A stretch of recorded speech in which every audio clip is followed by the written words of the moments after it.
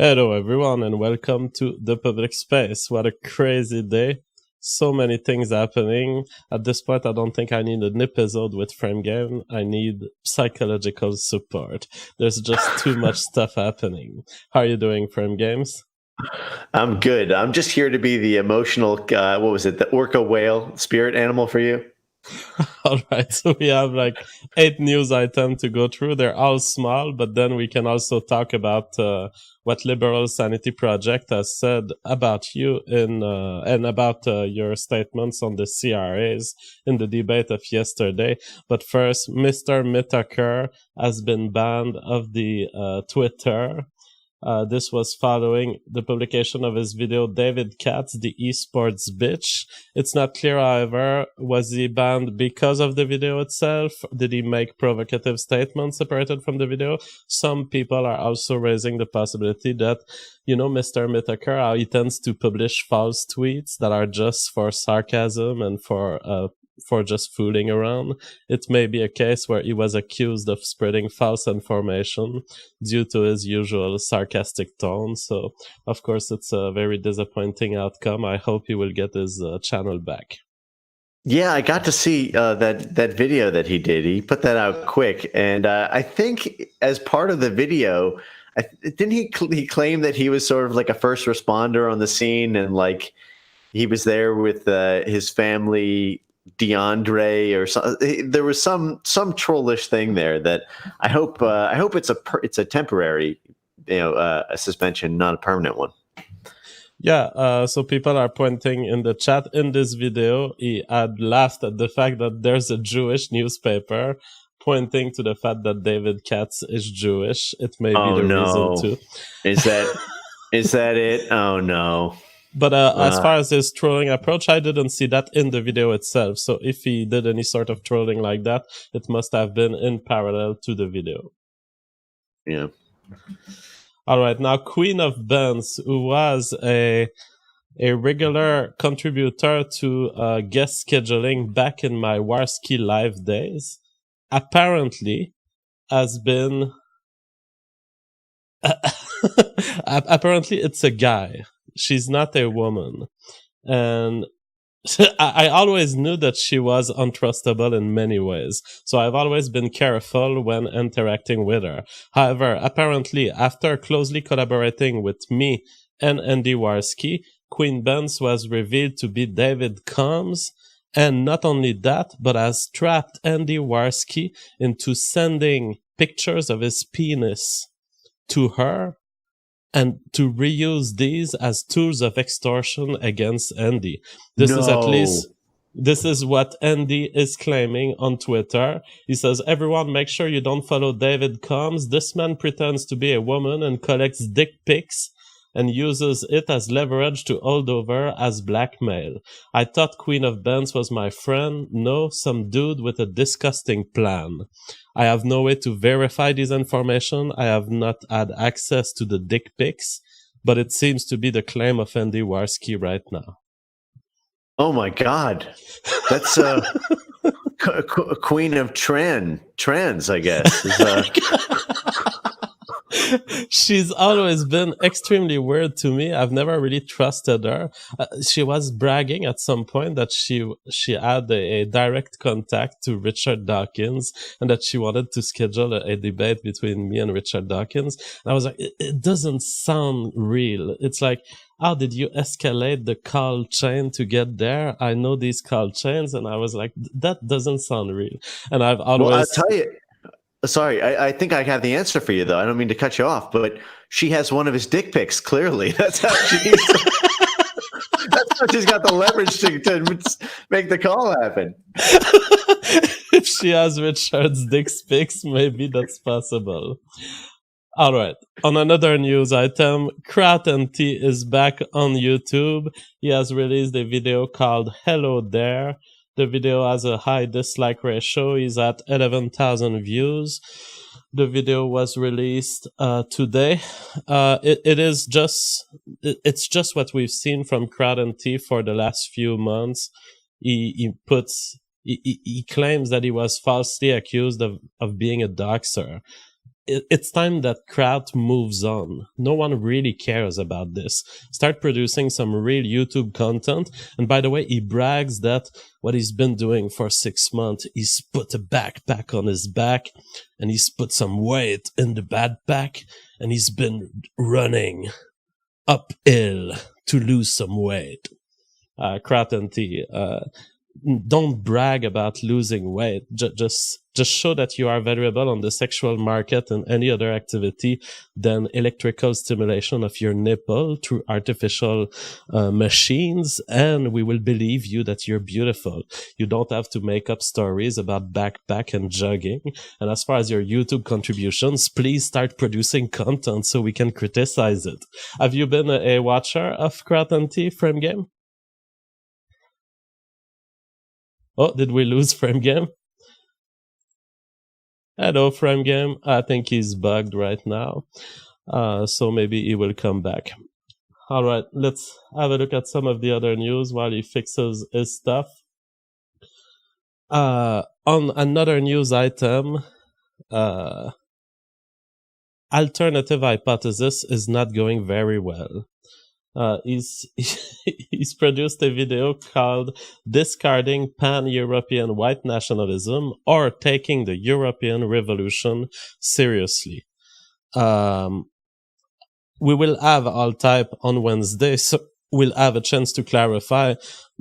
But I think I'll be doing a response video to this video. Essentially, not Frame Game. Alternative hypothesis moves from a vision of societies as driven by biology and race in favor of an ideological view. In other words, he's saying what matters, what made European people great was the English ideology and what he calls the First Nation mindset that has operated over 700 years in that country. And now he moves on to a non-racially based interpretation of human history. I don't know what to say. I will have to do a full response to the video, but that's what's currently happening. Is Frame Game back? Are you back, Frame Games? All right. Well, while Frame Game fixes his stuff, maybe I can have a look at some super chats. Alfonso Beltran says, what we do here is go back. Intergalactic Lebensraum sends $5. He says, at some point, could you do a response video to Sean Last's latest video about how whites and non-whites don't differ that much on policy view? Well, it turns out that the alternative hypothesis video, the one from today, which essentially replaces the video that he deleted. He makes a more focused case for precisely this idea. It's amazing how alternative hypothesis was influenced by Sean Last, because I was not aware that Sean Last had priorly made a video about this, but this is the idea that alternative hypothesis is bringing back. He's saying, look, there's a group in America, they're the conservative, and it's kind of a religious group, if you will, not religious in the sense of a religion, but in the sense of a set of ideology and a set of customs. And he says, that's my identity now. I'm a conservative American, and I'm willing to team up with anyone who wants to join on that bandwagon. And so it seems that he's also very black-pilled about whites. He says, look at whites, look at their opinion on gun control, on various political issues.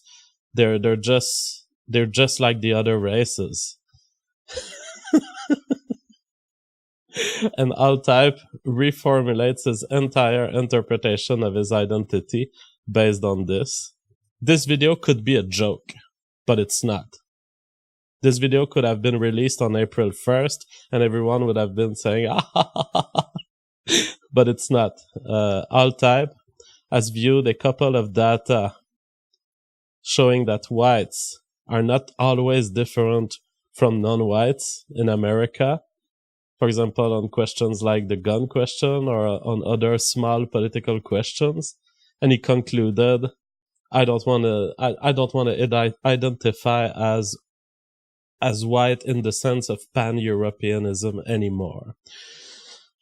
It's gonna need a response. I don't know when I will have time to do it. Can I do it before Wednesday? We'll see. Are you there, Frame Games?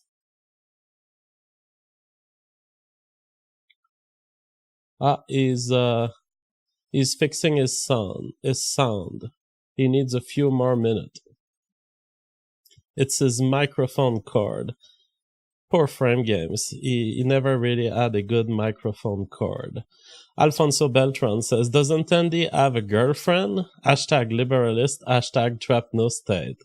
Yeah, this may create a little bit of tension. The fact that Andy sends his dick pictures to close female collaborators of his. Well, in that case, it wasn't a female, but at least he had the belief that she was female when he did send the pic.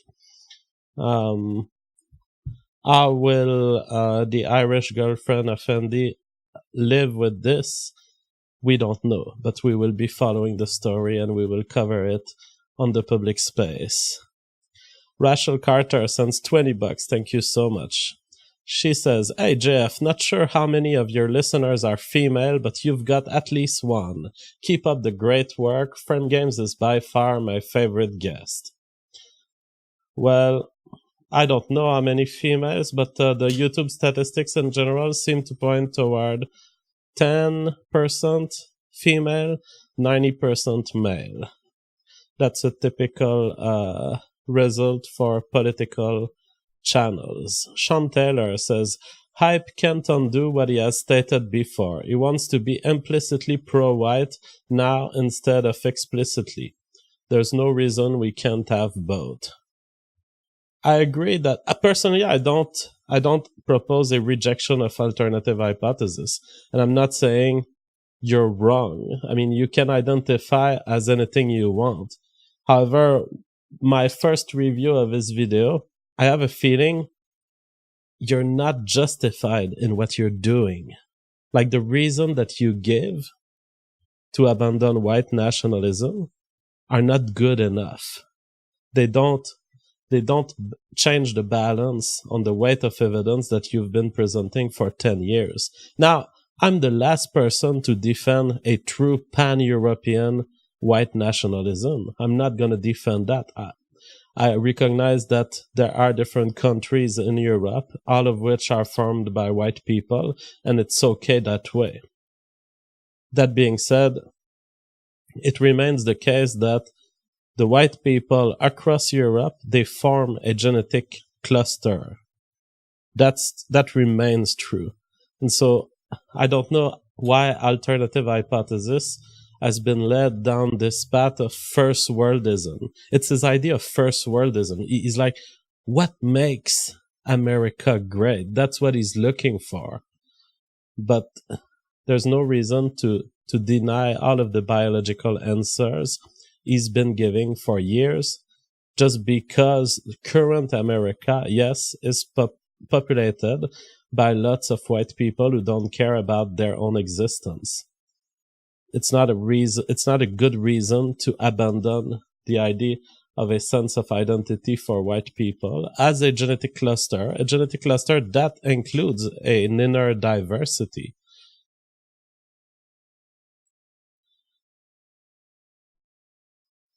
All right, Frame Games is still working on fixing his microphone. So yeah, lots of shocking news item. Now, in other news item that we will be reviewing today, a Buddhist woman complains that a mosque is too loud. In response, hundreds of angry people ransack the Buddhist temples and attempt to burn down her house. The woman gets 18 months in jail for committing blasphemy. And Twitter CEO Jack Dorsey is set to testify before the House Energy and Commerce on September 5th regarding Twitter's algorithm and content monitoring. This should be interesting. And we also have Lily Diabetes. That's his name.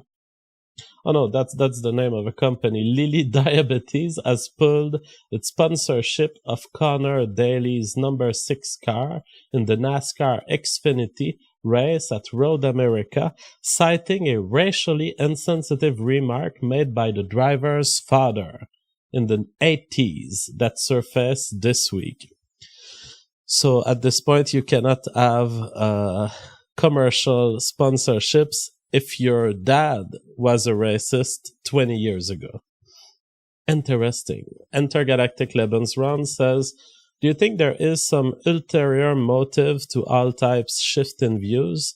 It seems very weird to me that he would do this. I don't have any insight into an ulterior motive.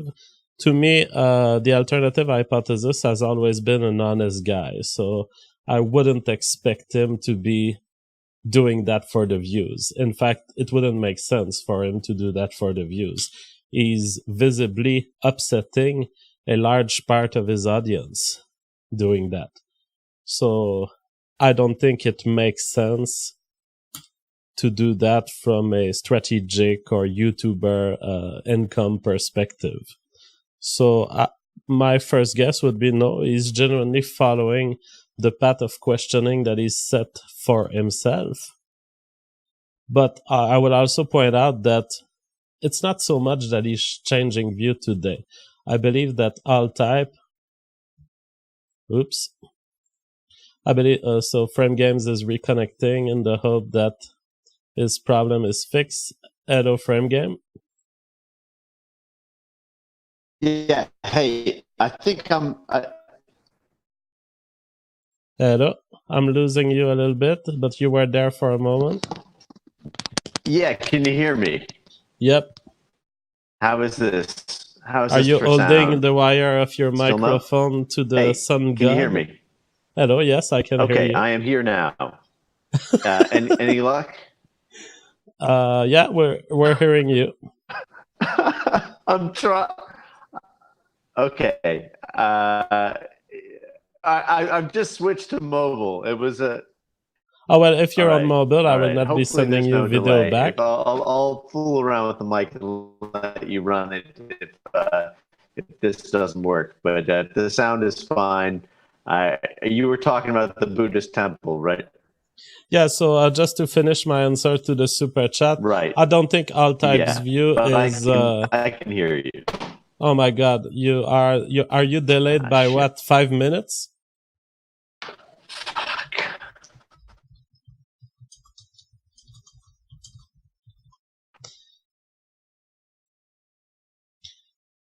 All right, it seems that Frame Games is delayed by many minutes. So yeah, it's like there's like a 15-second delay. I'm sorry, man. I'll go back to the computer. All right.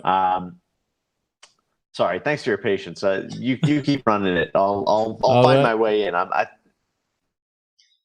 All right. So yes, I do not think that all type is strategic in its change of mind, but I will point out it's not so much a change of mind.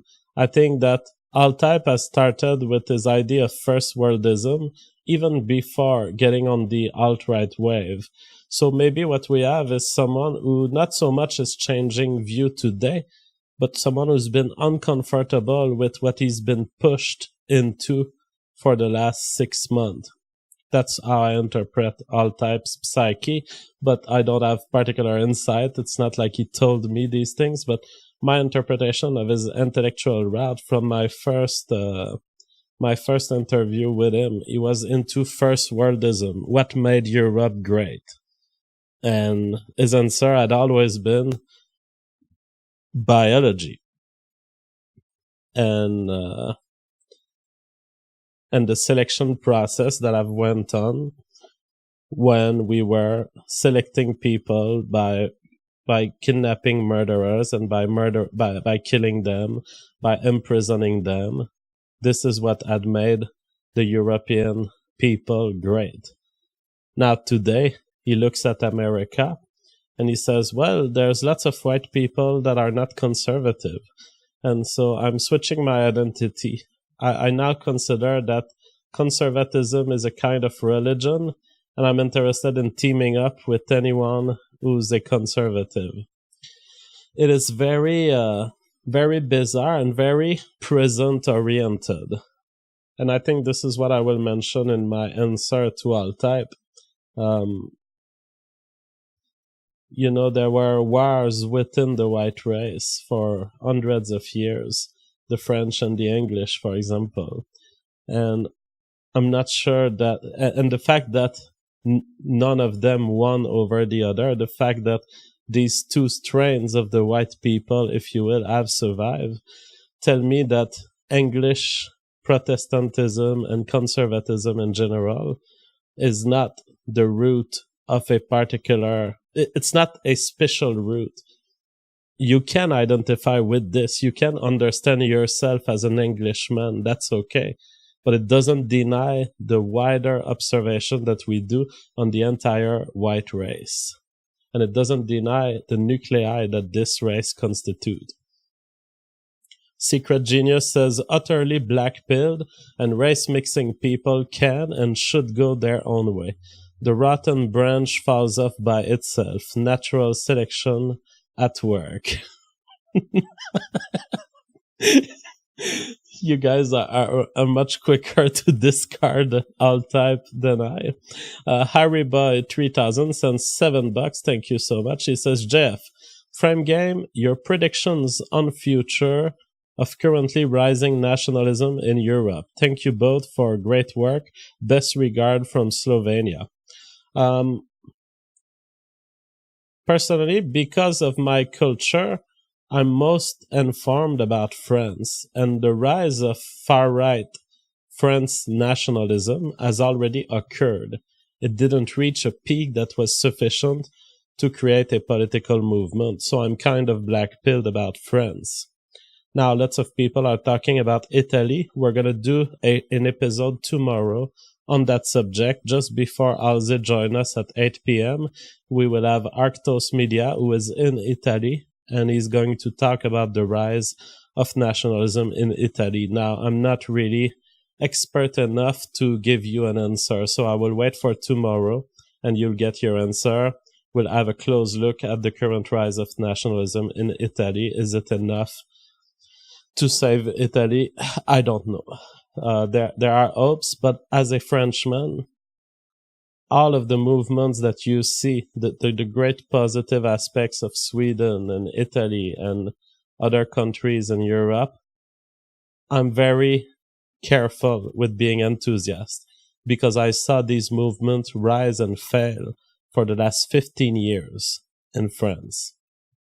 Halsey News Network sends $50. Thank you so much. He says, Frame Games and JF is always fun to watch. Cyrus Irina, and we will have Halsey tomorrow because Halsey has been releasing, he's into the release of his series that is looking into various aspects of the left and the right. He's been criticizing, or at least raising doubts about David Duke. And I would like to talk to him. I didn't find that his report was fair enough. I think that his report was kind of letting the audience guess that he had more info than what he had. And I can't wait to talk with Alze and see what's his position on this. Cyrus Irina says, please have Spencer on to discuss pan-Europeanism. He has expressed a grand vision for a unified Europe, but hasn't been pressed on the detail. Well, this will be precisely what we're going to do. Wednesday, we have Richard Spencer, All-Type, and me. We're going to sort it out. We're going to try to do an intervention on All-Type, but if it doesn't work, in any case, we will be talking about pan-Europeanism and whether white nationalism should have a conception of the white race as a whole or be more local. Intergalactic Lebensron says, do the Basque people have a distinct language? I think they do right now in France. I don't know about the Spanish Basque language, but I think it's like a lost language. It's not like it's being talked by everyone. It's stocked by 660,000 people in the north of Spain and the southwest of France. So it's a good mass of people that are able to speak the language. So it's not a completely dead language, but of course, the Basque probably know French better to operate in French society and Spanish in Spanish society. JF needs 2 streams a day, a morning one and the usual at night. I would love to do that. I'm thinking that the morning one could be a cooking show, but it requires some work to install all of the equipment and think about my recipes. I'm thinking you guys could be sending me food challenges. I would come with 3 ingredients, and I would ask the chat to vote. Do you want me to cook with a ribeye steak, apple juice, or milk? And then I would have to come up with a recipe that integrates all of your ingredients.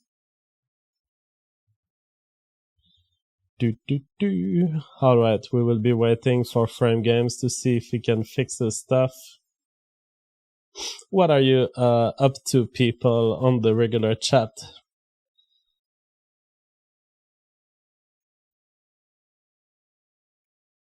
Omelette du fromage. People really like this idea of a cooking show.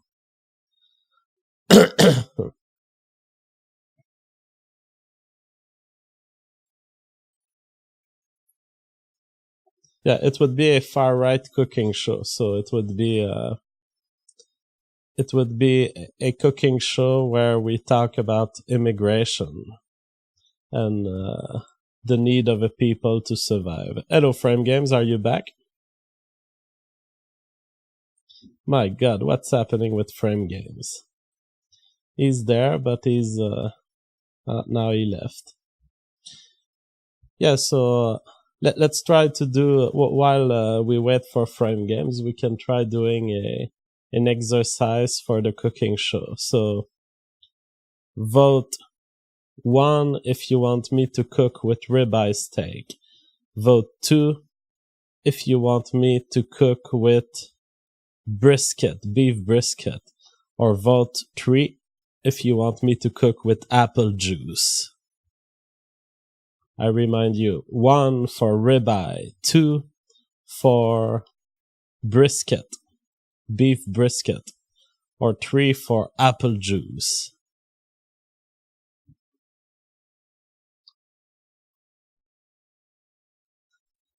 Oh my God, the crowd is hesitating. You guys want like all of these ingredients? But oh my God, it's almost a 33% split for the 3.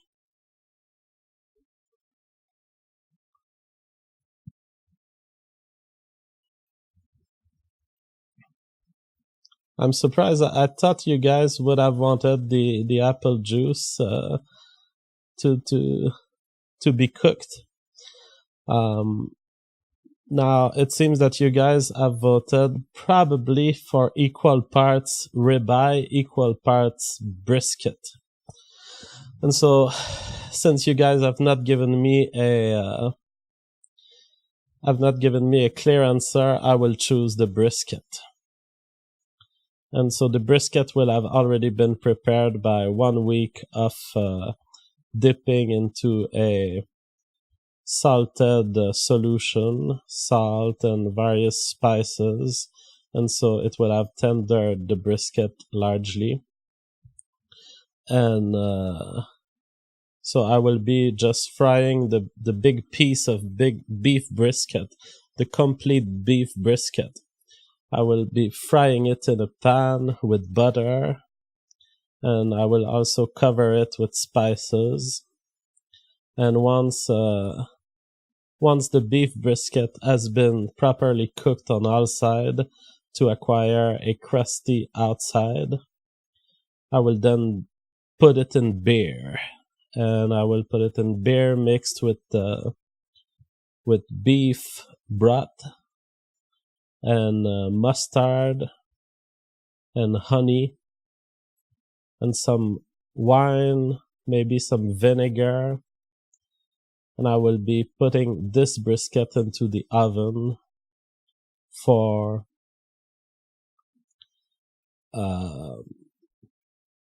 3 hours.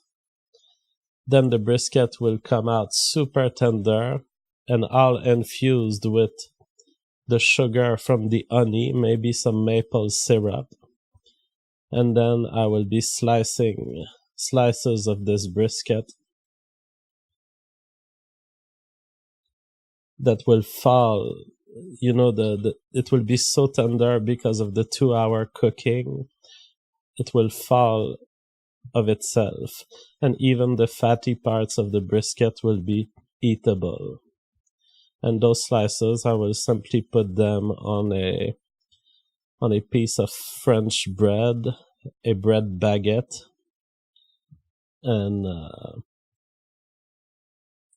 I will put maybe some Dijon mustard on the French baguette, and that's it. We will have little sandwiches of beef brisket. Bumper Dram, $20, says, for a change of pace, please consider the guest Ice Age 2050, the climate guy. He's an interesting kid with some takes on climate. It's an interesting subject, climate. I don't really take position on this question because I'm not enough of an expert, but we could have him on to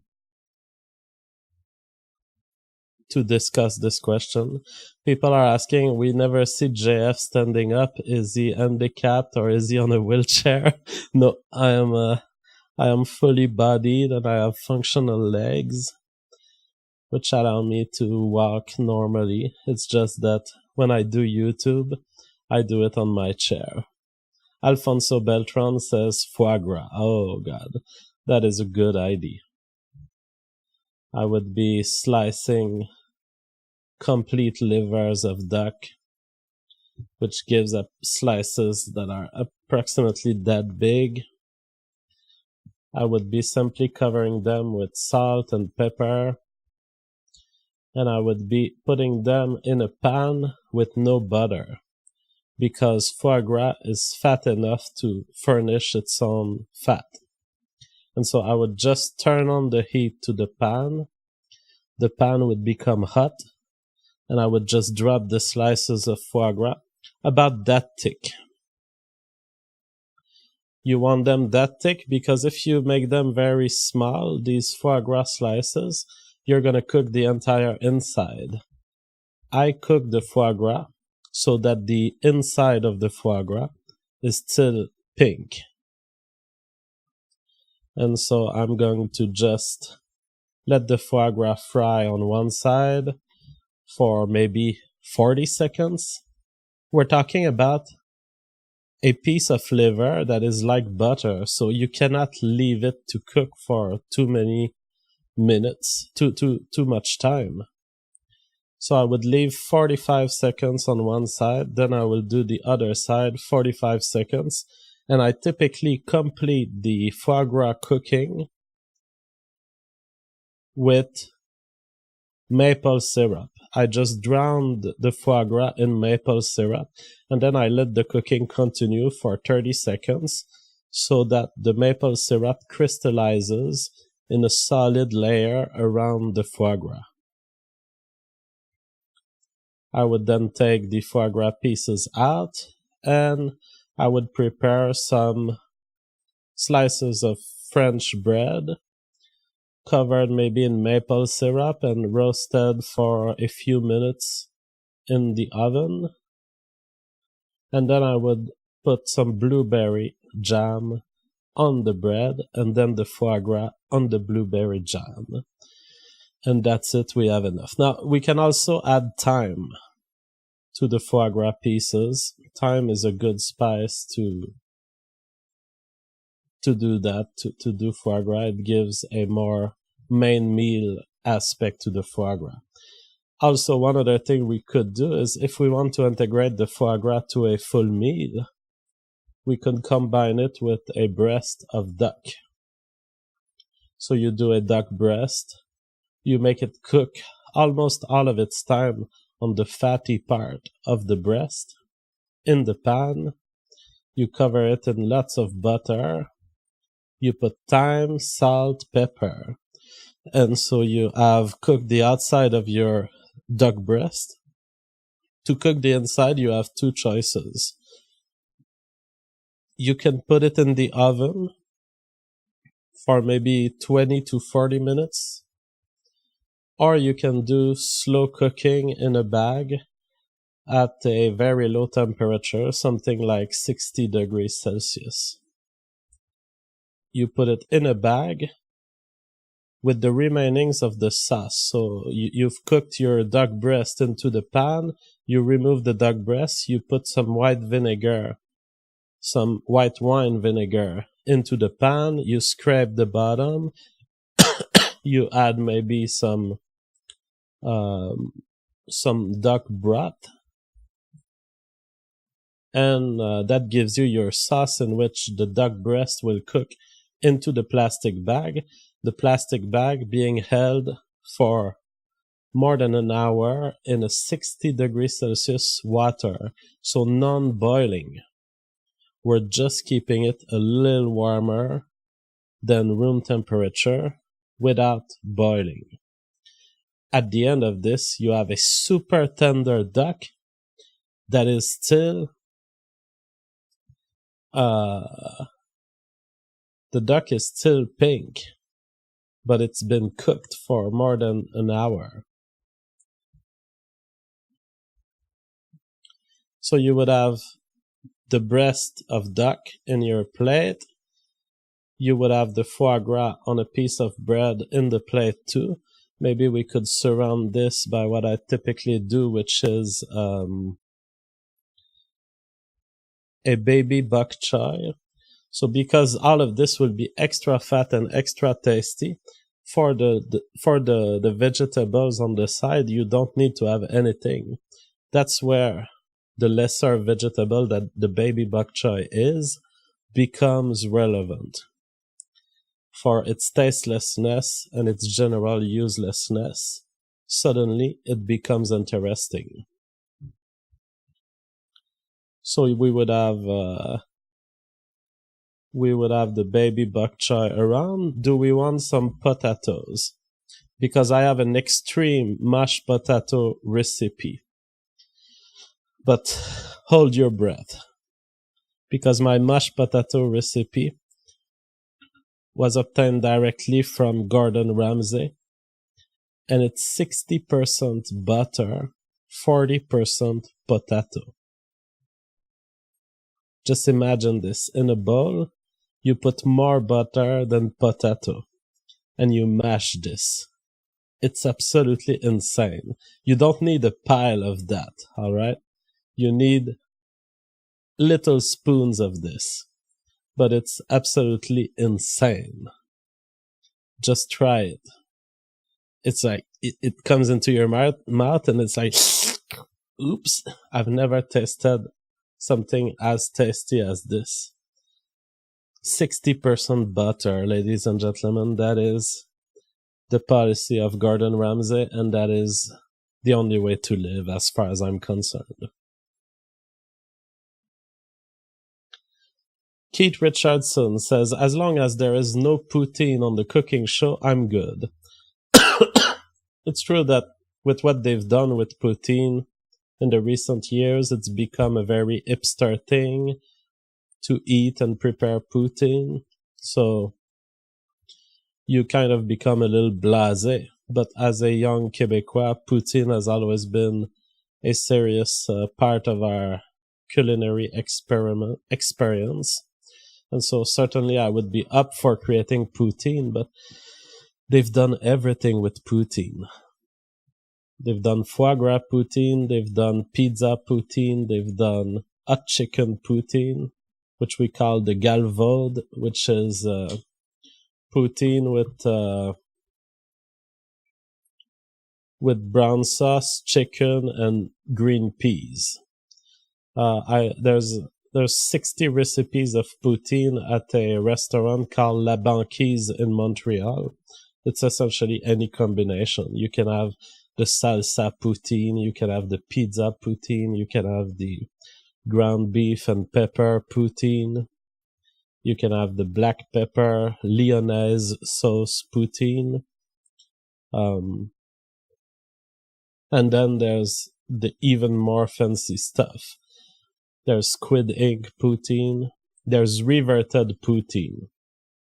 So imagine reverted poutine. So what is poutine? It's fries, brown sauce, and cheese curds. So how do you do a reverted poutine? Well, you do circles of brown sauce and cheese curds. You put them in the freezer. And once they're frozen, you can wrap them into a ash of potatoes that forms the crust. And then you put them in oil so that they fry. And so you have a poutine where the potato is outside and the sauce and cheese curd are inside. Dan Man says, do you like Cuban food? I don't know. I don't know anything that's authentically Cuban. It's not part of my education and I've never been exposed to it. Maybe I can do a quick Google search. Maybe it will refresh my memory. Cuban food. Oh my God. You gotta be kidding me. Rice and chicken. A sandwich with pork. Shredded flank steak. My God. This is not cuisine. If that's your best, that's what you think about using as an illustration for Wikipedia, you're really in bad shape. Look at the French cuisine page on Wikipedia. That's what cuisine is. Leeks, lobster tails. Oh, look at this. Presentation. Look at this. A single one of these photos beats the entire Wikipedia page of the whole Cuban cuisine thing. Now that's a good presentation of foie gras.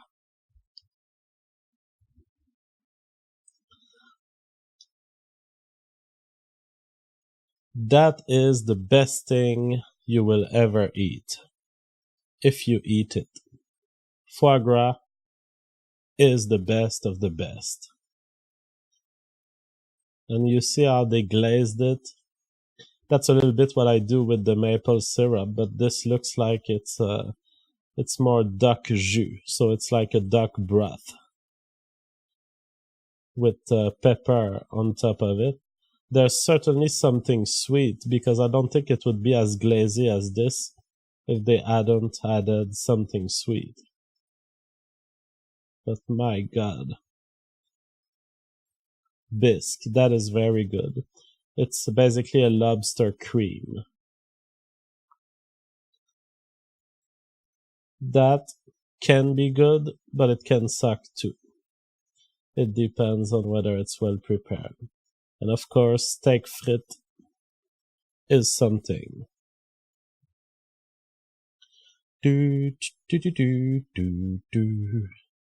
DL says, as a biologist, can you do an episode on the lake discovered underground on Mars?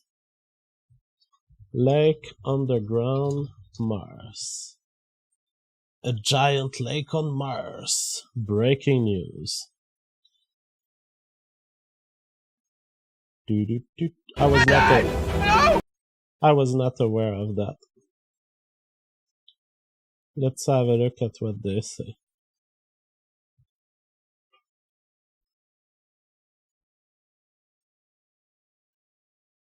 A permanent body of water on Mars.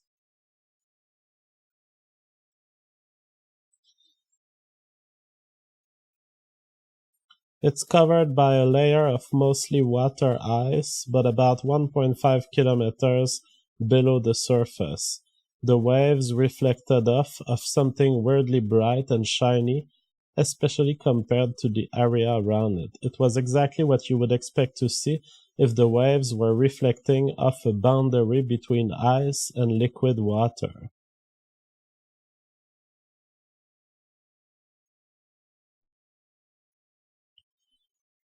Normally, it's way too cold at Mars poles for water to stay liquid.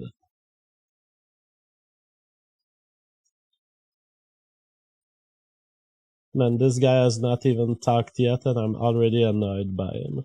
If there's some source of heat below the surface that we don't know about, it could mean the water is warmer and probably less salty than we think. Maybe to the point that life could survive. There are microbes here on Earth that actually feed on perchlorates. Ancient microbes could be preserved in the water for millions, if not billions of years. Well, so here's my position as a biologist. It could be good. It could be interesting for various hypotheses concerning life. Because one serious hypothesis of life could be that an asteroid has hit Mars, and that maybe there was life on Mars before Earth, and maybe a collision could have propelled some microbe from Mars to the Earth, and that's a realistic hypothesis. So it's an interesting quest for this reason. Now, as far as water on other planet other than Mars, I wouldn't get too excited because there's chance that water on another planet would not be associated with life. There's no reason to believe that life forms like water. However, for a planet that is close to planet Earth, if there was an event of insemination between one planet and the other, it's very likely that it would be a water-based life form. For that reason, water on Mars is an exciting possibility. Frame Game says, sorry man, the thing may have just died on air. I'm gonna keep trying here, but nothing seems to be bringing the mic back to life. Alright, so we may have lost Frame Games, so that is unfortunate because I really wanted to film his response to the liberal Sanity project of yesterday. PG says, on the origin of life, are you familiar with the Vester-Ulbricht hypothesis? Vester-Ulbricht. I consider myself a good theoretician on the origins of life, but I've never heard this hypothesis, at least under this label.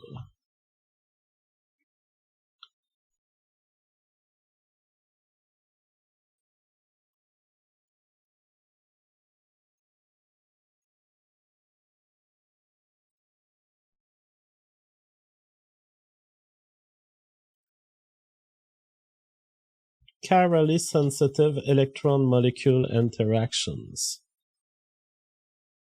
All molecular forms of life have chemically specific endedness. However, the origin of these asymmetries is not understood. That's true. I mean, for example, because in chemistry, you have a property of molecules which we call endedness. And it's really that you can always have this, well, always, you can often have the same molecule in an L configuration or a R configuration. And it's really the same atoms, but they're plugged in mirror fashion, if you will, counterclockwise or clockwise in their orientation with respect to each other. And weirdly, all life forms, they all use the same kind of molecule. It's like you could eat L sugar, but if you're, I don't know, molecules of life, I believe they are R oriented. Life forms and the NES molecule RL. I don't remember which one it is that we are.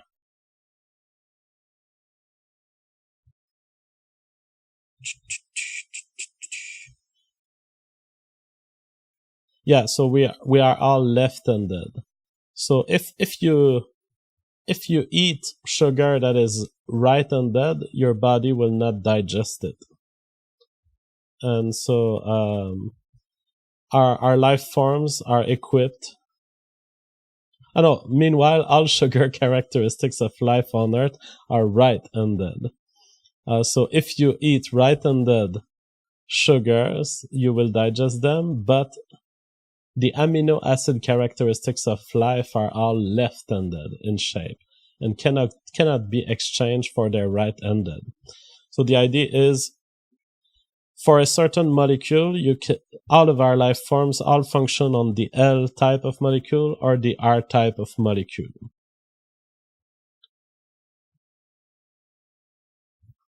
So a possible explanation was suggested by Vester and Ulbricht immediately following the discovery of parity violation in 1957. Chiral beta radiation in cosmic rays may have preferentially destroyed one enantiomeric form of various biological precursors. In the experiments reported here, we observed chiral specificity in two electron-molecule interactions, quasi-elastic scattering and dissociative electron attachment. Using low-energy longitudinally spin-polarized chiral electrons as substitutes for beta rays, we found that chiral bromocamphor molecules exhibited both a transmission and dissociative electron attachment rate that depended on their endedness for a given direction of incident electron spin. Consequently, these results, especially those with dissociative electron attachment, connect the universal chiral asymmetry of the weak force with a molecular breakup process, thereby demonstrating the viability of the Vester-Ulbricht hypothesis. So that's not so much an hypothesis in the beginning of life. It's an hypothesis that seeks to explain, once life started, why was it so R-specific for sugars and left-specific for amino acids? What this experiment seems to show is that there might have been rays of light that were coming on Earth and that were eliminating the other kinds of molecule. Maybe all amino acids are left-handed because the right-handed amino acids were not available in early life. And so we've evolved with what was available because the other ones were being zapped by light rays. So yeah, it's a very good hypothesis for understanding this chiral asymmetry in life forms today, but it's not an hypothesis of the origins of life. Visdold says, "Stop my mouth can only get so wet." And Visdold again sends $5. He says, "Do you think we will ever colonize Venus? I want to mop up those greenhouse gases and form the JF state there." Spatial colonization, it's a tough call. I'm enthusiastic about it. Oh, Frame Games is running to the store for a mic.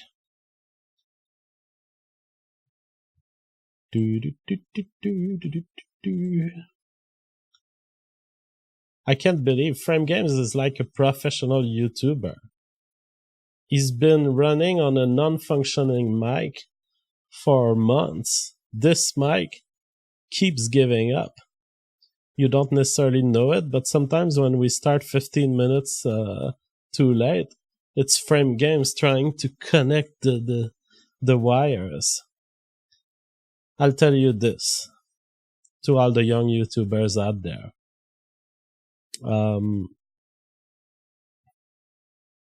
It's technically feasible to resolder a microphone wire, but don't do it. If your cat ate the wire, just buy another wire. Buy another headphone, buy another microphone.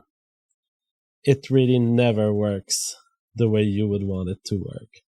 Candid Discipulus says, do you play any video games, JF? Yes, I play Dota, and I play Don't Starve Together.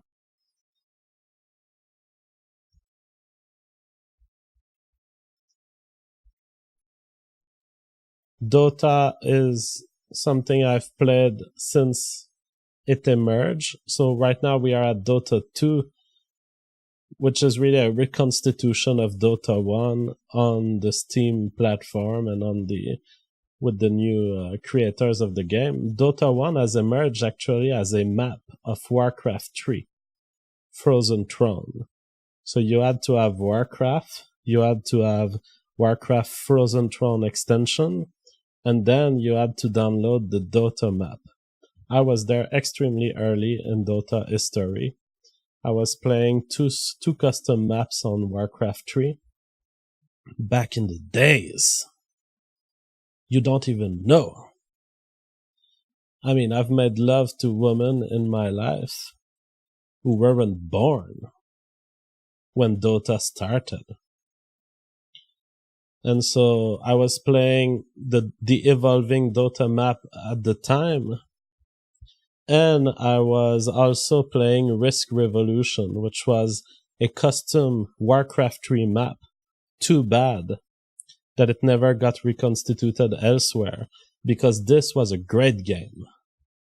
I will leave it here for history, because this will all be forgotten by you guys, the young white nationalists like Alternative Hypothesis and shit.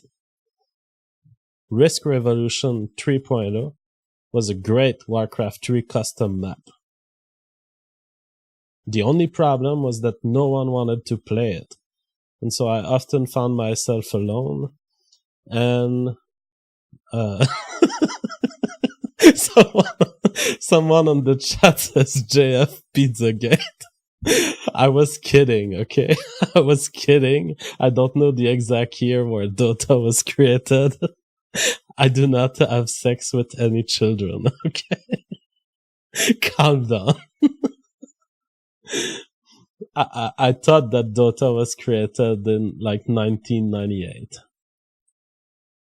Alright. So Risk Revolution was a game of Risk implemented with archers and heroes inside Warcraft 3.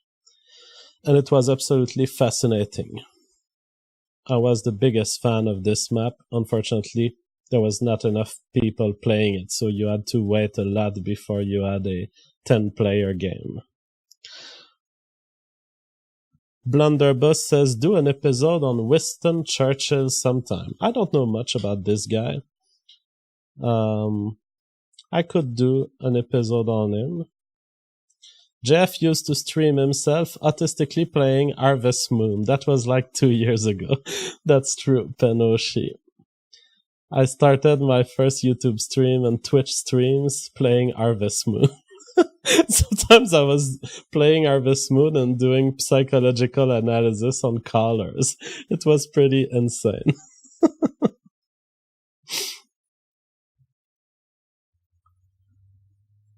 There was a question. Where is the question for Jeff? Sean Carroll and myself subscribe to the theory of time, making evolution to be an appearance, making all states in the universe be correlative but not causative. Thoughts? Oh my god, that is Sean Carroll. It reminds me. How did I get to know Sean Carroll? Was it back in the days when I was a neuroscientist? Sean Carroll. Anyways, doesn't matter. You are asking about causality, and that is a great question. Does causality even make sense in the kind of folk way in which we represent it? And I don't have a final take on causality. So we are in a universe. There are spatial dimensions, 3 of them. There is a time dimension, 1 of them. From Einsteinian relativity, it doesn't seem like the time dimension has any special property with respect to the spatial dimension other than the arrow of time. The fact that time is not travelable bilaterally. We're always headed toward the future. And this is where my mind stops. It's like I know that there are people who have linked entropy to this question, and I know that there are some people trying to explain the arrow of time, but I'm not good enough in physics to really wait. Do we have a satisfactory explanation of the arrow of time? Now, despite me being I'm not good enough to understand the current theories, sometimes when I'm alone, I do explore theories in my mind. And one of the crazy theory that I've come up with to explain this arrow of time, it might be that we are traveling between 2 points. 2 points in what we call time, but which are really 2 spatial points, if you will. And it may be that the fact that we can't rewind time, it may be that essentially we're being carried at a certain speed.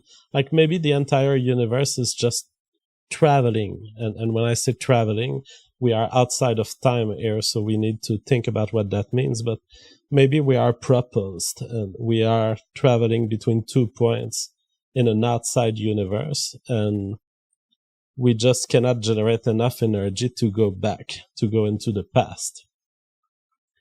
That's how I tend to think about. I tend to think, but it has no validity in physics. I want to warn you, don't quote me on this. I tend to think that we are essentially neutral on the 3 spatial dimensions. We are stationary, or we can give ourselves some energetic propulsion, and then we start advancing. But on the time dimension, we're getting carried away into the future. Now, the concept of causality is a complex one. It relates a lot to epistemology. So what do I mean when I say that hitting this pen will cause it to move?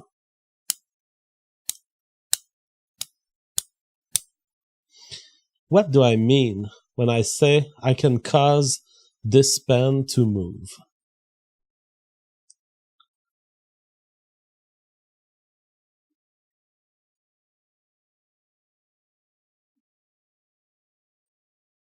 It means that there are states in which the pen could move, and there are states in the future in which the pen couldn't move. And just from that, we can conclude that the concept of causality implies time. It implies a present, past, and future. So when I state I can make that pen move, I am affirming that I know some states of the universe in the present which can cause a state of that pen in the future. If I'm tapping it, it will move. If I'm not tapping it, well, it might move, but it won't move.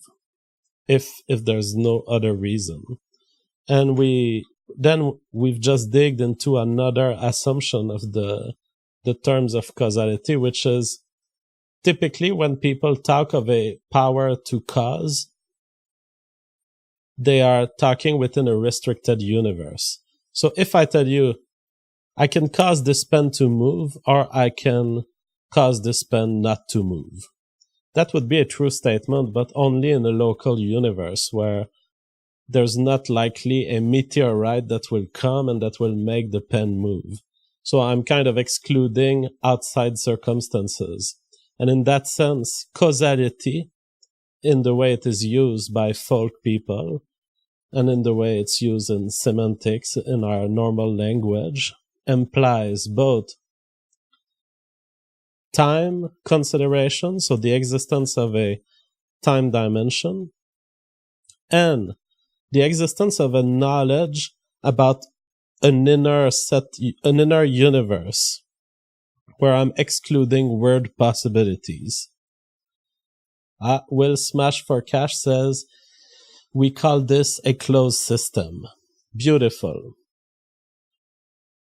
So causality involves closed systems of knowledge where I know all of the states, and if I make an affirmation about how all of these states in the present will lead to states in the future, then I have complete knowledge of the closed system. And how does that relate to epistemology? Well, essentially that's what science does. When we talk of controlled science experiments, we are also evoking closed system. We claim I've controlled enough of the parameters to know that it's true that the Tylenol will solve your headache, or it's true that there's bubble in Diet Pepsi. Ella May says, honest question, have you ever interacted with people smarter than you? Well, I did. I mean, it depends, because there's a level of intelligence when you start going into universities and hanging out with only PhDs and even people who were selected among the PhDs to be the best of the best. You end up realizing that intelligent people, they have their flaws. And so, yes, I've once interacted. I've once spent 1 year of my life just completely insane, just obsessed with the idea of solving the Goldbach conjecture. And I remember a friend, PhD in philosophy, David, who hanged with me during this year, and he clearly had a better mastery of prime number theory. Now, was he more intelligent? Well, probably David would have been a terrible YouTuber, you know? He probably couldn't have generated a funny YouTube video. So what's intelligence? Is it my ability to make YouTube videos? Is it David's superior ability to think about prime numbers? It's a tough question. When you reach intelligence at that level, you see that intelligence is not one thing. And there's people who have intelligence that would help them make comedy, but they won't understand prime number theory. I'm really satisfied by my level of intelligence and by its diversity. I can equally be interested in prime numbers. How the heck did 5 become prime? Hello, Frame Game. Oh. How are you doing? Hey, can you hear me? Yeah, we can hear you. Did you run to the store to buy a microphone?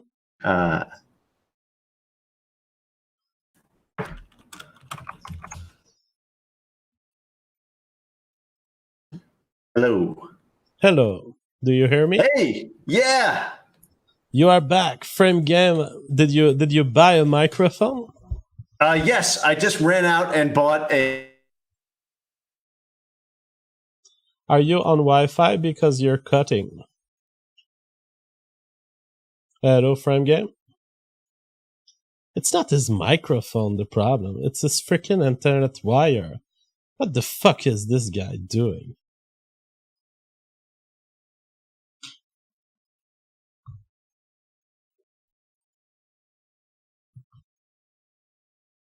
Did you try resetting your modem, Frame Game?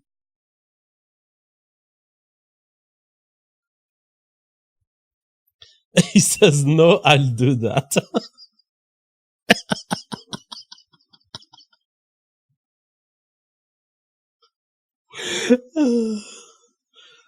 Oh, God. It's okay, Frame Game. Take your time. I think he hears me.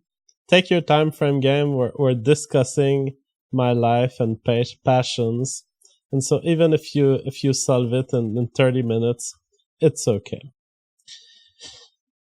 Yeah, so the Goldbach conjecture. I've spent more than a year of my life just sleeping, just laying on a bed and trying to figure out why do all even numbers, you can always find a pair of prime that can add to this even number. Take the example of 8. 8 can be represented as 5 plus 3. 12 can be represented as 7 plus 5. 30 can be represented as 17 plus 13. There is not a single even number in the entire line of numbers that cannot be represented as one prime plus another prime. And it's not clear why. And so I've developed various mathematical loops that were trying to prove this for sure. And my loops have failed. I'm so close. I mean, I understand so much about these loops, but they don't. Well, what about 6? 3 plus 3.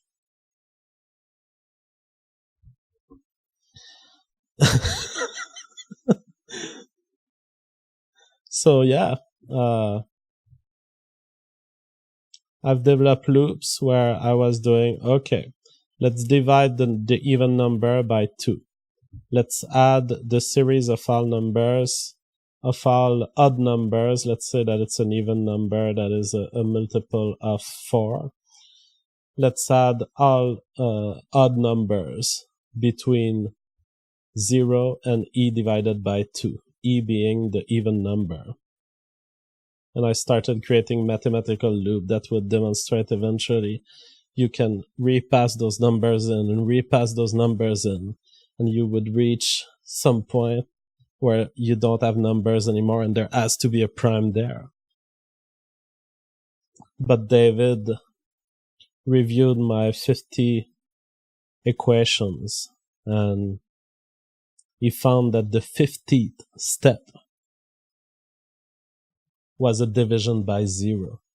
And therefore my entire year had been spent developing equations that were not valid.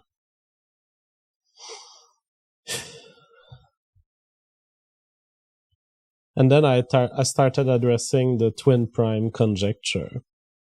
I have a huge equation for the twin prime conjecture. I have infinite series that I've developed that allow you to count the exact number of twin primes between 0 and any primorial. But I didn't reach the point of proving the twin prime conjecture with it. But I think I should maybe publish these infinite series because I don't know that it exists right now. Do I regret that time being lost? No, I don't regret it. spending time with the prime numbers was... Frame Games is not muted, so he's trying to figure out his stuff, but he is not muted in the Google Hangout. So yeah, spending time with prime numbers. Well, I'm satisfied with my infinite series. I'm probably the only one who can predict the number of twin primes between 0 and a primordial. Oh, that's crazy. Hello, Frame Game. Oh no, I had the wrong setting. Oh shit, that's embarrassing. Hey, that's so you spent a year of your life on that. That's that's pretty cool. I feel like I've been in a space station orbiting the show for the past hour, and I'm like living in a David Bowie music video. It's amazing. Sorry about that, guys. We are 2 hours into the show, and I've just been talking about cuisine, prime numbers, and answering super chats. I enjoyed it.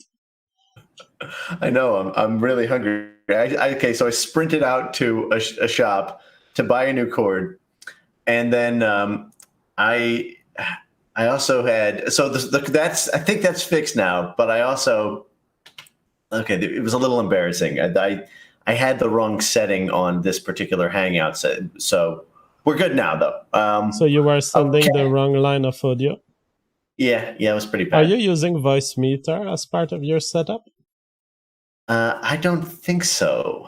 So. I'm just doing whatever the normal thing is when you plug in a microphone in there. But hey, man, I learned a lot. I learned a lot about you over the past couple hours. So I'm glad I showed up casually late to the party. All right. Let's read some of the few super chat, and then we can get into the CRA stuff and the debate of yesterday. Is that good with you? That's beautiful. I'm sorry about this, man. I feel like shit. This was pretty brutal. As a professional entertainer, I always have a way to survive alone, without subjects, without preparation. So Vesdolt, this one I read. Intergalactic Lebensraum says, could Frame Games' unwillingness to buy a new mic have anything to do with his Jewish heritage? Well, he proved to you that he was willing to run to the shop and get a new mic, so credits to him. Alfonso Beltran says, I also study biology. L-glucose is biologically inactive but makes a good laxative because as it passes through bowels, it will attract water. I know, I am familiar with it. I don't need laxative in my life, but as a scientific curiosity, I once ate a spoon of it. I didn't experience any effect, so I guess you need to eat a lot of it to experience an effect. Dan Mann says, do you believe in a priori knowledge? It depends on what you want to say. If you want to give this some sort of mystical explanation, where God gave me a prior knowledge, or where some agent needs to exist before the universe so that the universe exists, I don't believe in that kind of stuff. However, there is such a thing as agents who are prepared to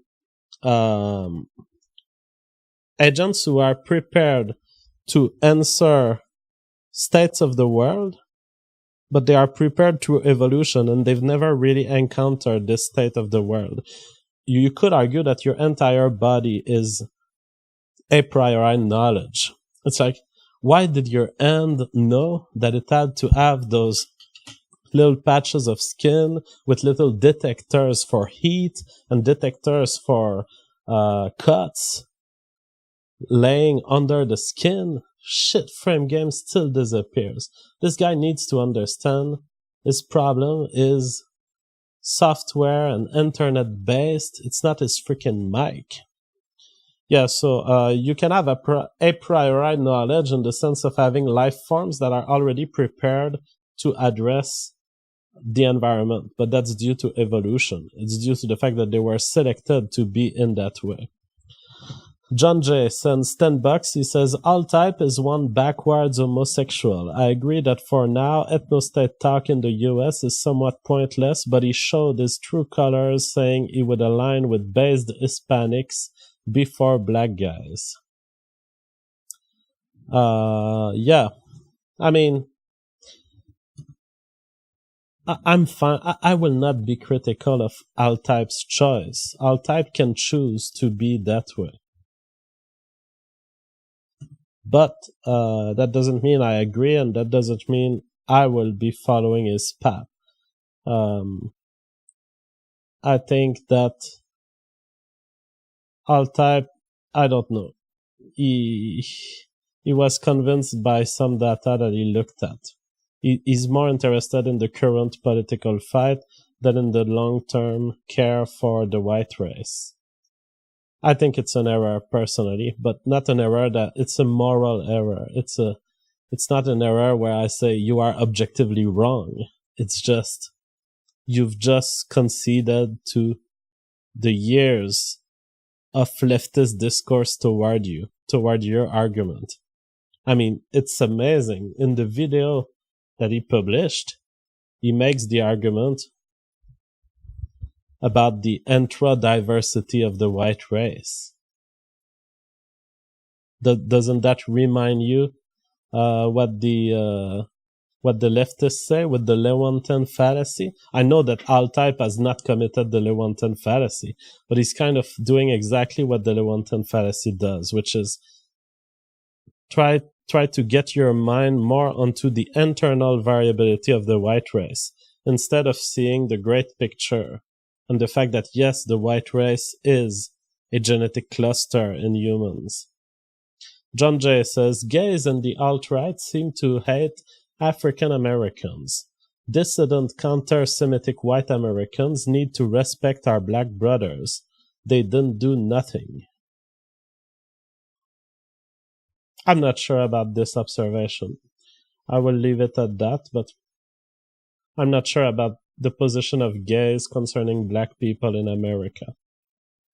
American Rebel says, Liberal Sanity Project is in the chat, JF. Let's get this started. Well, it would be great to get this started if we could have frame games with a technical setup that works. He's in the Hangout. Are you there? Frame games? Who the fuck has this kind of issue?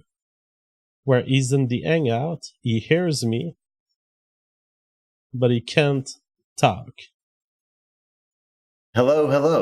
Hello, Frame Games. Oh, yeah. Hey. Okay, great. You're back? All right.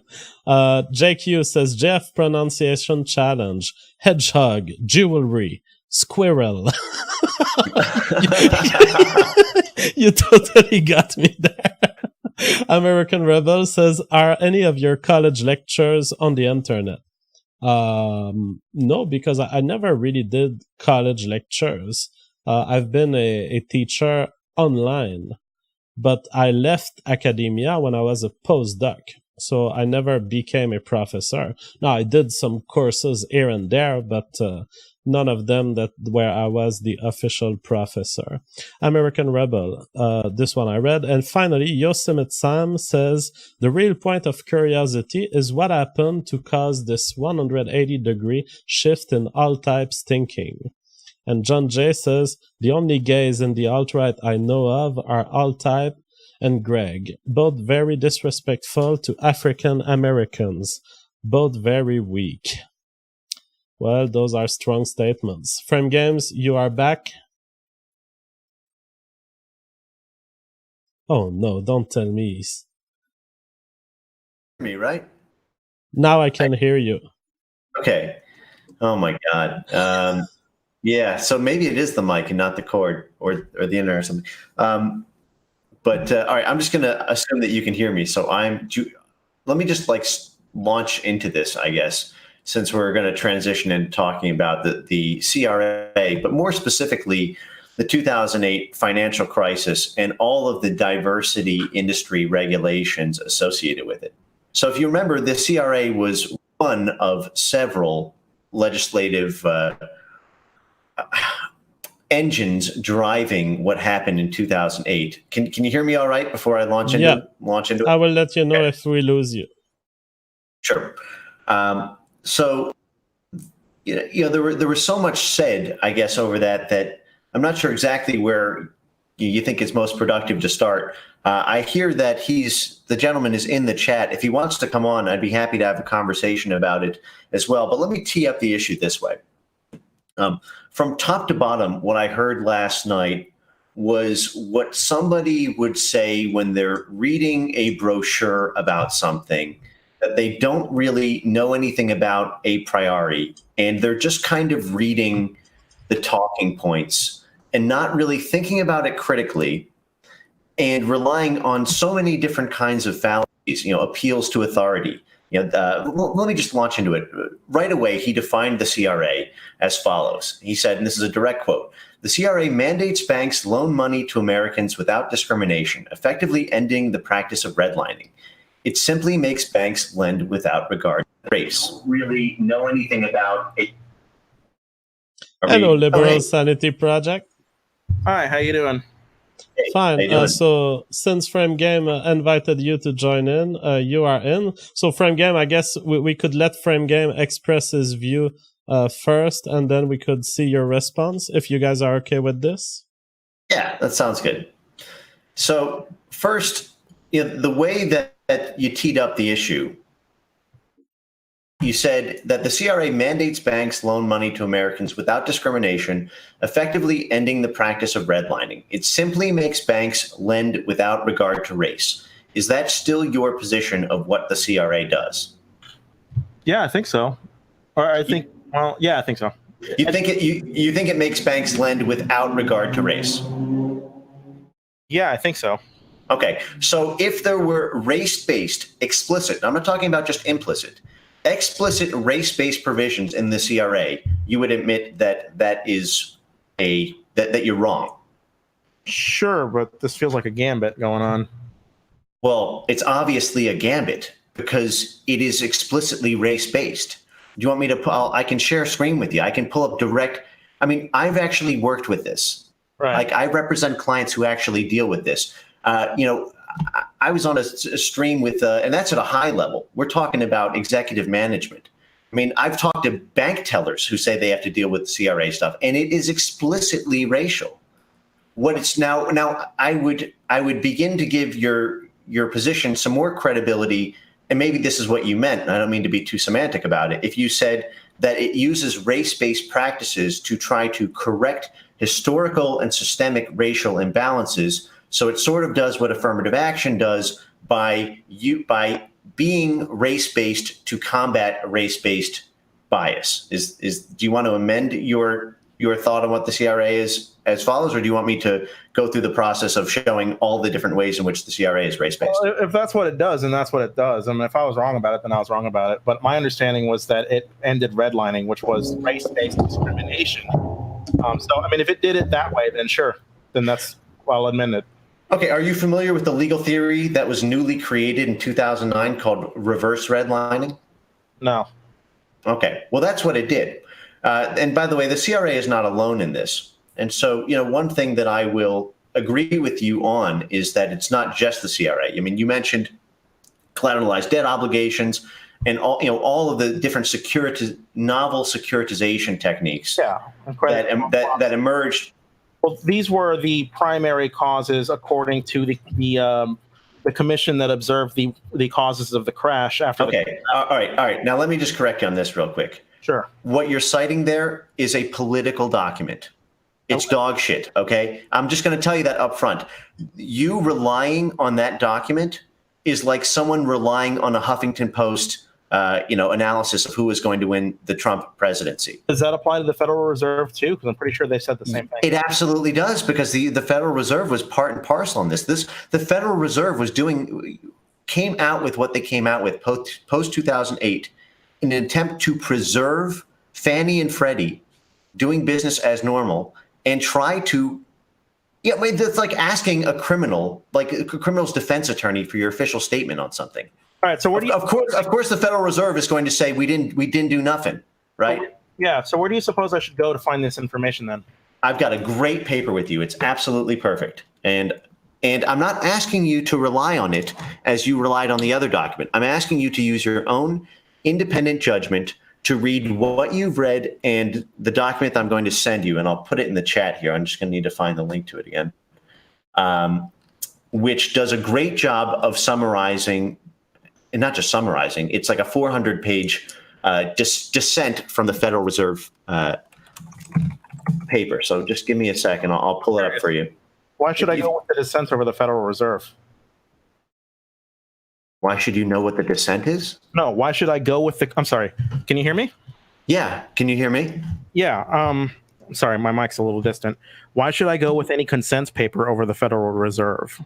You shouldn't. And this is a fundamental difference between me and JF and the character that I heard last night. And I mean that, I don't mean to be disrespectful when I say that. Yeah. But you shouldn't defer to anyone, my man. You should just take the facts, verify whether or not the underlying facts are true, and then use your own independent judgment to determine whether 1 + 1 is 2. Okay, where do you get these facts, and how do I trust those facts? You can independently verify them 1,000 ways. I'm trying to pull up the exact paper for you and trying to give you time to have your position while you're asking for a specific link, and I'm going to provide it for you. Right. I'm trying not to touch any of my setup here. If you heard that was a little bit fragile. So why don't you fill the space for a little bit while I pull up a great source for you that you can read offline after this. So this is the nature of gathering sources that's a little bit precarious, is that everybody's going to assume the one disagrees with him has a bias or has a flawed methodology, or they'll find any kind of a reason not to trust it. And I think that's typical of lefties and righties. It's not unique to any one side. So what I try to do is I try to find a conglomerate source that is authoritative on a matter and is generally reliable for its analysis. And the Federal Reserve, I think, qualifies under this. And I also think the same of the commission, but you disagree. Yeah, okay, so here it is. I'm going to send this to you in the chat, and you can read this offline. This is about as official a document as you could possibly ask for, and extremely extensive. I have it all highlighted on my computer, but I'm going to send you a version now without that. Give me one moment. And when you say it's official, who is it from? There are a number of authors who I don't recall their particular background, but when I say official, I mean it in the sense of this has references and citations on, it is hundreds. Bias, it's from the American Enterprise Institute. That has a conservative bias. No, hang on. Of course it is. Well, hold on a second. Okay, let me establish something real quick. I'm gonna take the mic back from you here. We don't defer to other people's judgment. That's not what I do. That's not what JF does. That's not having a fucking brain. What I'm taught, the reason that I cite this and sent this to you is because there are facts here that are useful for you to do for your own independent collaboration. Sure. I do not, when the Obama administration or the Trump administration comes out with a press release about why they think something, I don't take that as gospel. I don't think of news as authoritative. I think of it as leads. I said authoritative here in the sense that this is something that has multiple authors, was months in the making, it was a widely circulated document. You asked for a comprehensive. Yeah, but what I'm wondering is, why would I go with the dissenting opinion? Because this is a dissenting opinion. This isn't the majority of the opinion, right? You're using the same source I am. You're just using with the dissent. Why do I go with the dissent? I think we lost frame games. Well, Jay, maybe you can help me understand this, because you are a researcher, you're a biologist, you're a PhD, to your credit. Why would I go with a source that is in the minority? You're making it about source, but it's not so much about source. What I would say is, do you have facts? The question we're trying to resolve is, do anyone here have facts about the racial constitution of the population that were failing under the loans of banks, specifically under CRA? I don't, but I mean, I don't think that's something the commission really looks for. Frame Games, are you back? We lost you. Now you're back. Okay, I'm back. All right, great. Since my mic is spotty here, let me get this off and then you guys can respond to it. Yes, sir.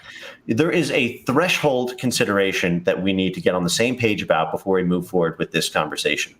One, is it when there are facts that are stipulated, does it matter to you what the source is if you can independently corroborate them? I can't independently corroborate anything. Okay, so let me ask you a sample question here. If there is cited in this document the fact that Bank of America had an explicit policy at several of their branches that if there was a racial minority candidate for a loan in certain majority minority tracts, that they would not decline the loan unless it went through 3 layers of oversight. Now, if that fact was cited in the report and it was stated on record by executives at Bank of America, would that be a reason to discount the report? Do you understand what I'm saying? I can go through this with a million of these points. But I don't think that's necessarily I don't think that's a reason to discount the report. I think it's a reason to contextualize it with everything else in the report, right? Because that speaks specifically to banks under CRA regulation. And the banks under CRA regulation only constituted something like 5% of all the subprime loans. Well, no, you're talking about the loans, not the banks. This applies to every bank, except there are banks, the smaller you get in tier, then the more, the less onerous the regulations are. I mean, you have to understand, CRA is not like some little tiny law. It's massive. You have entire departments. You have whole divisions of a bank that are dedicated to CRA compliance. Yeah. Okay, it is a big deal when the regulator comes. You have a staff who leads them through. You have your entire year's worth of reporting data to try to get a satisfactory or higher CRA scorecard grade, because otherwise you can't do business. Do you understand the implications for having a non-satisfactory CRA rating? You don't get mergers approved. You can't open branch locations. I mean, I can go through this time and time. It sounds to me like, do you understand what a CRA like benefits agreement is? Like, do you understand what banks have to do when they open up a new branch location? Yeah, it functions like a franchise. They're going to be giving you money. It's for the express purpose of making these loans. Who are they giving the money to? From other, I'm sorry, it's allowing from other banks. No, what I'm saying is it's payoffs to mortgage giants, the Fannie Mae and Freddie Mac. I'm not sure I understand what you're asking. No, I'm saying banks like Citi or Bank of America or Countrywide or any financial institution, any financial lender who's involved in real estate. So, I mean, let's just zip up that first thread. You asked me for a source that you could go to try to get familiar with the other side of the argument. Yeah, sure. One which your biased news sites would not have gone into. Now, in the document that I cited to you, I freely admit it's AEI. They're biased. I don't defer to that, though, and I don't digest it, lock, stock, and barrel. But what I'm trying to do is give you an opportunity to do research that would get you approximately on the same page of those who. I mean, I'll go over it, but it's not just AEI. And I think it's worth pointing out, you're using the same source I am. You're just using the dissenting opinion from it. Dude, I have more sources than you could possibly fathom. Okay, I have you asked for one. Do you want me to give you? I could snow you with shit. Well, I mean, I've got folders and folders on. Yeah, give me them. I mean, I would love to read them. I mean, I'm not saying I'm right. I would love to find out all the ways I'm wrong. Okay, I'm happy to do that. But, we could also talk about it right here. Well, okay, let's talk about it. But I'm just wondering why you gave me the same source I already used. You already used this, so you're familiar with this. I'm familiar with the original source that said the banks under CRA regulation were not a significant contributing factor into the crisis, that it was specifically CDOs and credit default swaps. And you think that's what this document says? I think this is the dissenting document. It says it's the dissenting statement. Yes, it's a statement that dissents with the official. Dude, this is a pretty simple thing for you to get situated on. I'm not sure what's taken so long here. I don't know what you're saying. What do you think I'm getting wrong? I think what you're trying to do is say that any line of reasoning associated with a document that dissents from the official report from the criminal defense team has to be negated because it wasn't the criminal defense team. Dude, this is Looney Tunes logic that you're using here. I'm asking why I would go with a dissenting document. You don't go with it, dude. You literally asked for a comprehensive set of sources, or at least as many as you could get in one document. Everything else is, I mean, it's all independently verifiable. I can just show you shit if you want. I can do share screen and just show you hundreds and hundreds of citations. Yeah. So like you're looking for an easy answer here, man. You're looking for like a goal, like a holy grail that has perfect trustworthiness and that you can defer to, so you don't need to use your brain. Can I ask something? Why would? Yeah. Yeah. So how do you decide like which source is more reliable? Is it based on how many sources there are? Which one makes more sense? You independently verify. Why are we getting fixated on this? Oh, he's actually bringing up a good point. How do you independently verify if you don't have the technical knowledge to independently verify? I'll give you some quick examples. All right. I already cited one for you. Okay. That was in the context of Bank of America having 3 layers, 3 tiers when it comes to loan applicants of one race and none for the other. You could also, when they cite statutes, you know what you could do? You could turn to the statute. And guess what? I've done that. Okay? You could go through this time and time again. Do you need things to be this easy for you to actually go in deep? Yeah, I'd like to have things broken down easily for me, like a commission that tells me what the cause is. So why are you here? It sounds like you're not actually using your own brain, and you just want a commission to tell you. Why would So this is a fundamental disagreement we're going to have about the nature of, I guess, confirmation bias. I don't understand why I would trust myself to interpret this data if I'm not an expert. Yeah, dude, I'll tell you what, I don't trust you either now. Oh. I'm starting to get the sense that literally no thought that you've had has been an original one. It's amazing here. I mean, it's like, I mean, just in the sense of being brave or having like a certain amount of chutzpah or hubris, or show me your arrogance, man. Show me like a thought that you've had that you've trusted yourself to make. No, why would I do that? Yep. Oh God, man. The Liberal Sanity Project. Yeah. Yes, sir. Did you just, I said, you are the problem in this society. You're saying, I want experts to tell me what to think. You are literally giving a pedestal to hearsay. Oh. You're saying, I won't look at the reality myself. I want an expert to digest everything and to tell me what to think.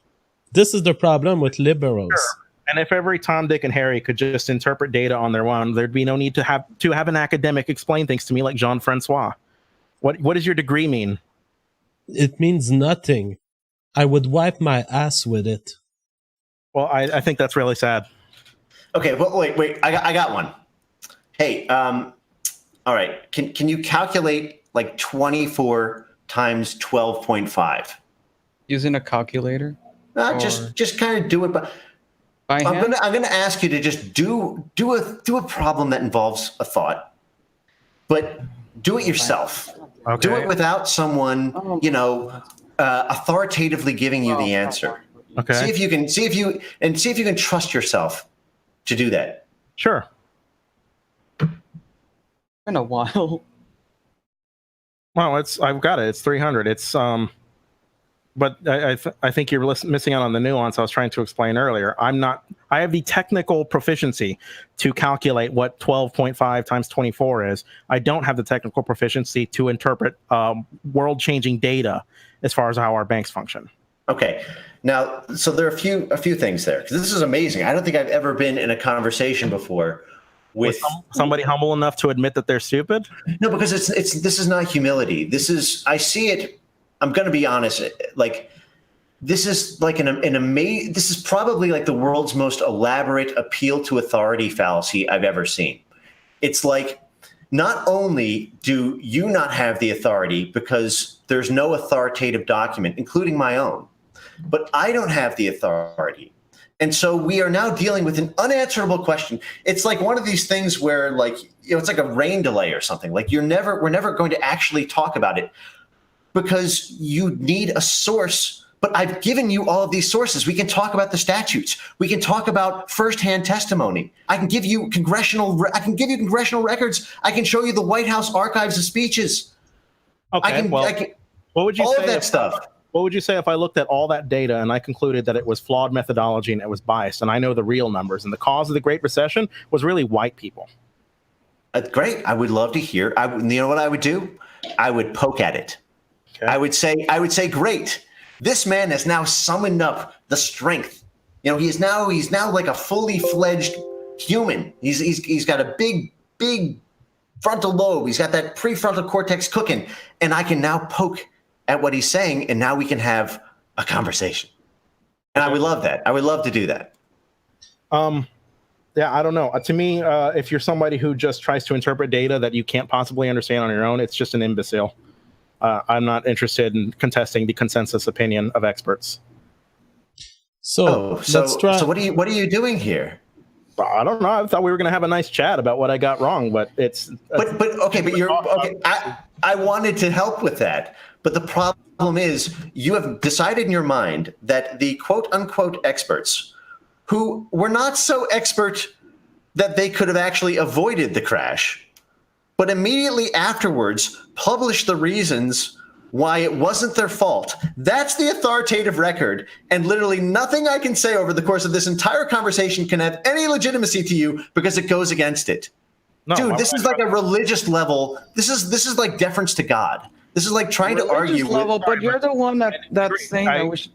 Hang on. I'm sorry. This is the difference. Academia is a strict meritocracy, right? It's not a theocracy. Are you fucking kidding me? Oh my god! Oh my god! Dude, you know what? We need JF. We need this guy as a regular. He's like Mr. Market. Have you ever read like Benjamin Graham, like Intelligent Investor? He's the guy who like overreacts to everything bad. Like he overreacts and underreacts in exactly like the median human way. I'm sorry. I'm trying not to be too ad hominem here, but you have to understand. I'm gonna invite this guy into the next dinner where the next Jewish Nobel Prize comes to give flowers and gifts to the Nobel Prize Committee, and then he can tell us. And then he can tell us if the academia is a strict meritocracy. That being said, as an academic, it is still my goal to move this discussion toward the facts. And so I have this Business Insider source, which states that there's also an unfortunate racial angle, with African Americans being 1.8 as likely to be in foreclosures as white, and Latinos being 1.4 likely to be in foreclosure. Do you deny these facts reported by Business Insider? Liberal Sanity project? No, don't see any reason I would. All right, so we have established that the foreclosures were racially biased. This is what we were after. Okay. I mean, if that's what you want to say, yeah. Friend Games, did we lose you? Okay, you're back. For what it's worth, Classy Liberal's been trying to get a word in for a while now. If you want to give him a chance. Hello, Classy Liberal.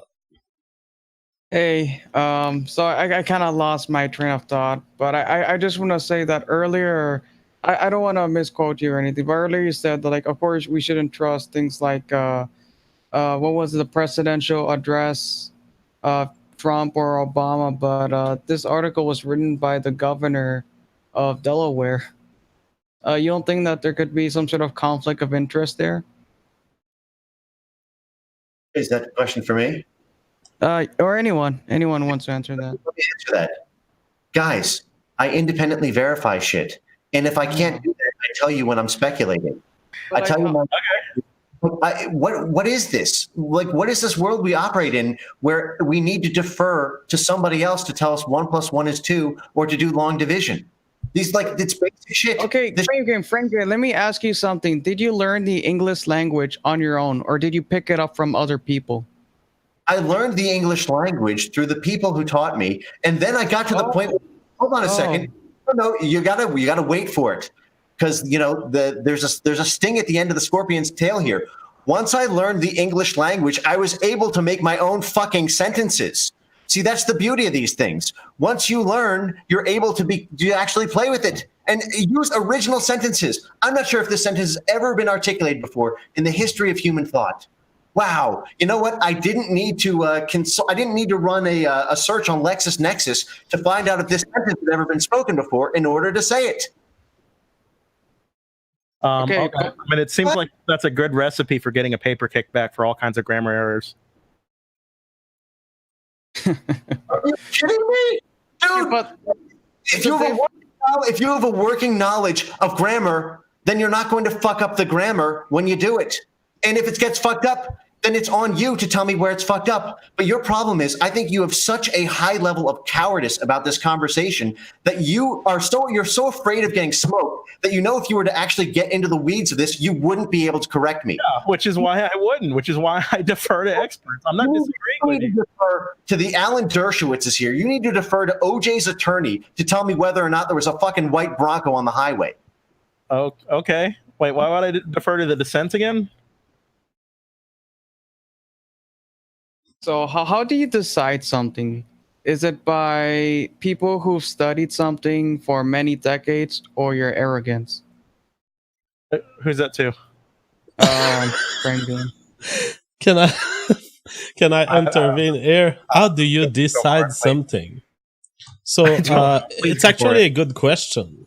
How do we decide stuff? How do we conclude I have these facts and I trust them, or I have these facts and they're the best facts I have right now? I would say, if you have a claim and the claim has been spread already, so it's been potentially exposed to debunking, reviewing, retraction, and if you don't have anything to counter that claim, it's a good practice, if you are in a field where you are not an expert, to just say, well, I have no reason to believe that this claim isn't true. And so I don't know who Business Insider is. I'm not a reader of this place, but I see that they claim that there's a they see that they claim these. I see that they claim these numbers. And so right now, I wouldn't say I trust that these numbers are true and I will act in every possible way in my life as if they were true. But I can certainly go on in life and say, I have a solid claim here with quantified numbers, and I've not been given a reason yet to believe that they are untrue. Okay, JF, can I ask you something? Yep. If Marlboro decided to do a study on whether or not there's a link through cigarettes and lung cancer, would you trust a study from Marlboro more than, let's say, the National Institute of Health? No, but then I would have a counter opinion. I would have someone claiming the contrary. I have no one claiming the contrary of these numbers. And so I'm going to trust these numbers until I meet an allegation that they are untrue. Once I meet that allegation, I have two paths that I can take. I can say, well, you have no credibility to question these facts. So if I go on the streets right now and there's a homeless guy. Well, you just contradicted yourself. Let me continue. I'm not contradicting myself because I've said nothing. If I go on the street and the allegation from a homeless guy who seems to be saying all sorts of stupid stuff, and among the stupid stuff that he says, oh, by the way, everything that's on the internet sucks. It's all fake numbers. Ugh. I'm not going to necessarily consider his allegation as valid, because I'm going to ask myself, what are the chances that this guy, in the way he formulated his sentence, that he actually knows what he's talking about as it relates to these numbers? That's a good question, JF. How would you know he knows what he talks about? If you have reason to believe that his statement did not have a proper understanding, like some way there would be a reason to believe somebody. Listen to me. Maybe they would have like a degree or something, right? Like they would have some sort of professional credentials. And then Papa Jeff is going to train you about expert investigative work, and I'll let you know of one truth that you can use for the rest of your life, and that's a gift for you, Liberal Sanity Project. Thank you for the gift, sir. Listen to this one. People reveal their lack of knowledge in the way they phrase stuff, and you can guess it from just the way you cover these things that you don't understand. You are not in a position to question these numbers, because by now you would have revealed it if you add anything to counter these numbers. All you've been spouting about is experts and trust and, oh, I'm not sure, and sources. You are bringing it to the meta conversation. Why? Because you have no clue of what's going on at the factual level. Wait, I'm not disagreeing with this. Of course, I have no clue. That's why I'm deferring to other people. And so you've been passed through a process of investigation, and the result of that investigation is you have no idea what you're talking about. And so I'm going to trust the written words of Business Insider. Okay, would you trust the written words of the Financial Crisis Inquiry Commission? Show me the words, and I'll let you know. Oh, I mean, that already tells me everything. If I have to show you it and then you'll let me know, it tells me that you're only operating on your confirmation bias. It tells you that I'm an empirical investigator. I look at stuff before I judge it. It's a practice you should start enacting in your life. Okay, well, I looked at all the data, and I looked at all the data independently, and it says whatever I think it says. So, and I'm an expert. I don't need a degree. I know everything. I've independently verified this. I've taken a longitudinal study from this. What have you verified? What is the process? What is the process? What is the process? Correlation between his birth and the Great Recession. What is the process by which you have made these verifications? All right, you're a troll. I'm ejecting you at this point. Oh, come on. No, come on. Oh, shoot. No, I mean, there's a limit to the amount of trolling I can let happen on this stream. This guy is losing the time of thousands of people. I mean, this guy, I don't mind if you come here and you do jokes. I don't mind if you come here and you entertain hypothesis to stimulate the mind of people. But if you are engaged in pure trolling and you are engaged in a bad faith process of argumentation, you're losing everyone's time. Where are we at in the super chats?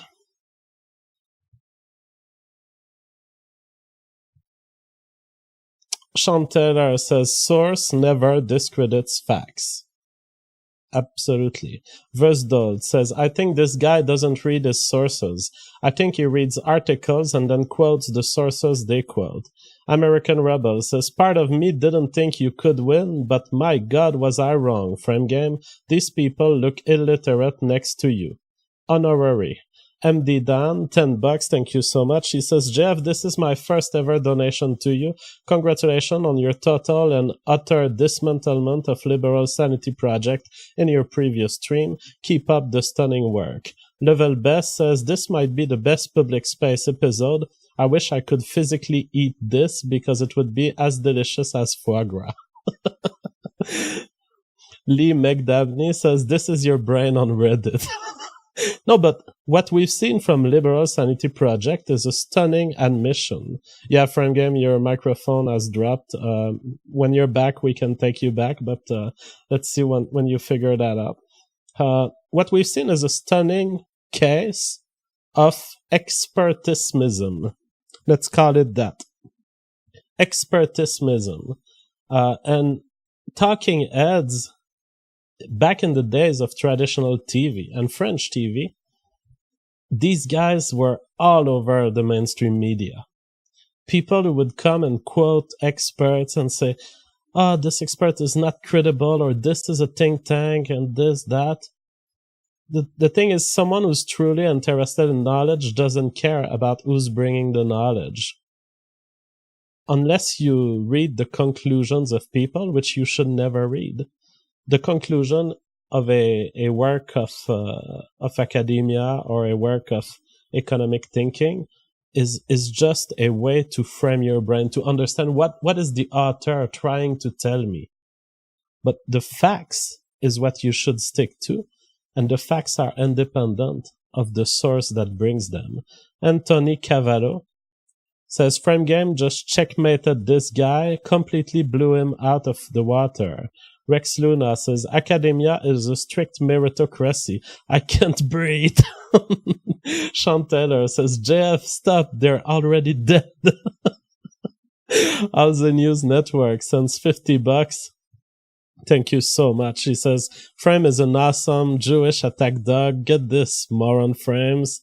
Sarah Sanderson sends $10. Thank you so much. says source fag, demands a source just so he can discount any source you give that doesn't cradle his bias, and then tap dance in victory. You use that source. Guess I win. Lol. Cirrus Irina says, I wish Frame Game was one of the Jews that run our world. At least he knows how to humiliate liberals. Great show, JF. Bravo. Intergalactic Lebensraum says, these people are disregarding the content of the arguments in favor of who said it. How does someone feel confident in this line of reasoning? Yosemite Sam says, liberal sanity project has become a waste of time. Absolutely, and the waste was cut off like a cancer, expelled from the body, properly digested by the remaining immunological reactions of the body, and finally cleansed from the public space. Miss Juju Pen says this guy is independently verified as a brainlet. Frame Game, are you back? He says no. What the fuck is happening, Frame Game? Anyways, we had a good show. We had the occasion of getting this conversation going, although it was not perfect, and Frame Game had problems with his microphone. But Frame Game says, I wanted him back. Frame Game, you don't even have your microphone, and so maybe it's best that we cut the stream for today. I think it was pretty entertaining. Frame Game says he is shouting in his room. We'll have an occasion to do that again in the future. Maybe I will have some better attitude on the side of Liberal Sanity Project, but we're not here to troll. When you spend 30 seconds of trolling and bad faith argument on my channel, this is 30 seconds multiplied by potentially 30,000 viewers. 30,000. We're talking about 15,000 minutes of people time. We're talking about a total loss in human work and intelligence of 250 hours. So when you come to this show and you start acting like a fucking retard, for 30 seconds, you are essentially enslaving brains for the equivalent of 250 hours of men work. That's unacceptable. Think about it. Your actions on this public space have consequences. And imagine a guy just being forced to work with a rock tool for 250 hours. 250 hours at 40 hours a week. That's essentially condemning someone to about 6.5 weeks of full-time work. I won't let it happen ever on the public space.